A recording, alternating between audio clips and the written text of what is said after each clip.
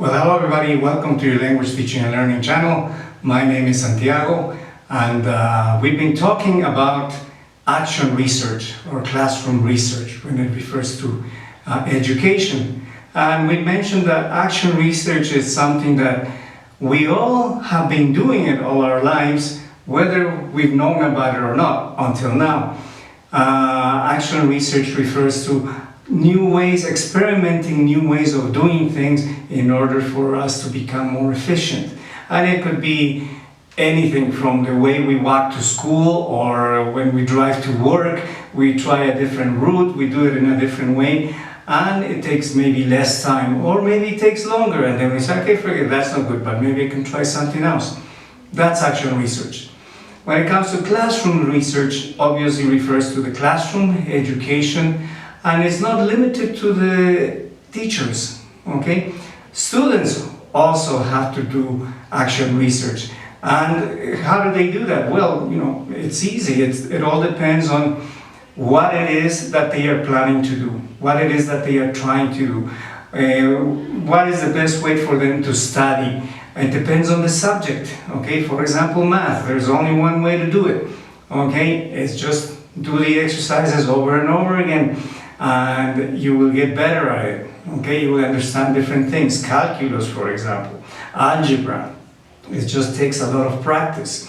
And when it comes to other subjects, for example, history, okay? History, in my case, used to be a difficult subject because there are a lot of details and dates and things that happen at specific things. So it was hard for me to just read it and remember all this information. So what I did was I experimented, and I found that I would first read the chapter, whatever I had to read, obviously highlighting or underlining the important points. And from those points that I made a little timeline, writing the important information and relating it to something that I was more familiar with. And then I would actually record myself. Now, back in the day, we used cassette recorders with a cassette. I would record myself reading the parts that I underlined or highlighted in the chapter. And then, before I went to sleep, I would actually listen to that recording. And as soon as I woke up, and I found that actually helped me a lot. Okay, and I remember when I was in grade 10, my teacher told me, after I had written, of course there's a lot of reading involved and writing, after I had handed in one of my essays, he actually said, hey, listen, you're doing very well. Are you going to take history in grade 11? Because I think that will benefit you a lot.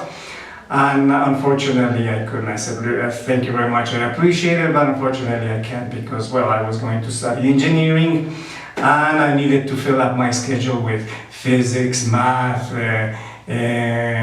algebra, and chemistry and biology and things. Those were requirements for engineering. So, but anyway, that's how you do it. And when it comes to you students, the same. We can't give you an answer.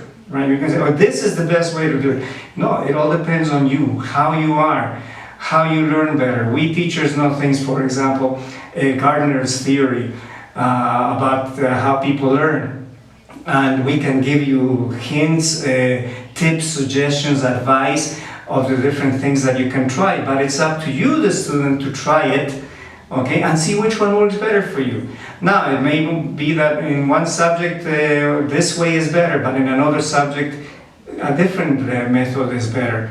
You have to see what works for you. We can't give you the answer. So this is where action research comes in the case of students, okay?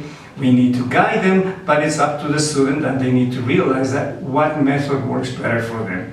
When it comes to languages, okay, for example, let's say a student usually learns better when he or she reads, okay? Fantastic, encourage them to read more.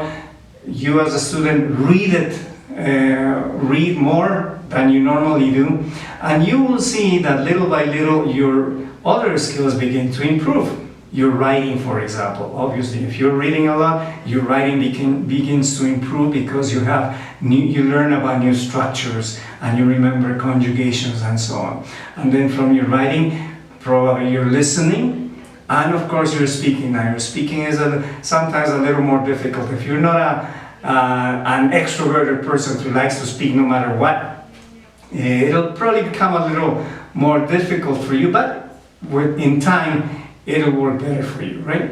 Now, we talked about the best ways of practicing each of the skills. So if you check back to the videos, I believe it was around 30 or 20 videos, and we talked specifically about how to improve each of the skills by practicing.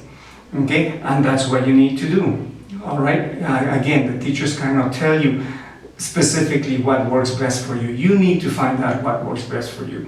Now, it also depends on your purpose, right? If you're in a school, in the case of a language, English for example, and you say, well, you know, it's just a subject for me, I need to pass it, maybe you will find that cramming the day before, the night before, you know, reading everything like crazy, doing all the exercises, you know, when it comes to structures and vocabulary, maybe that'll work for you and you pass the test and perfect, you're, you know, okay, that's all I want to do, I just wanted to pass, that's it.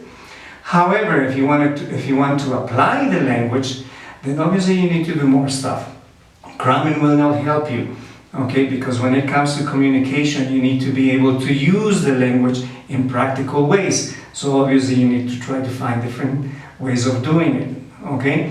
So it all depends on also your final purpose, the reason why you're studying, right? So it could be, as I said, maybe in a school it's just a subject for me, or I'm in this institute learning English because my parents want me to learn and I just want to pass the exam, get the certificate, whatever.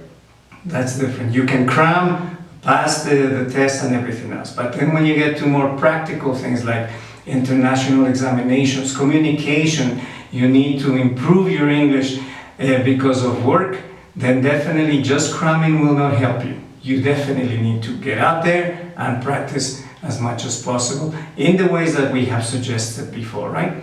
Don't be afraid of making mistakes, okay? Find out what your strongest skill is. As I mentioned, suppose it's reading, read a lot. Just read as much as you can. And you will see that little by little your other skills begin to improve. All right? Well, I hope you really benefited from this video.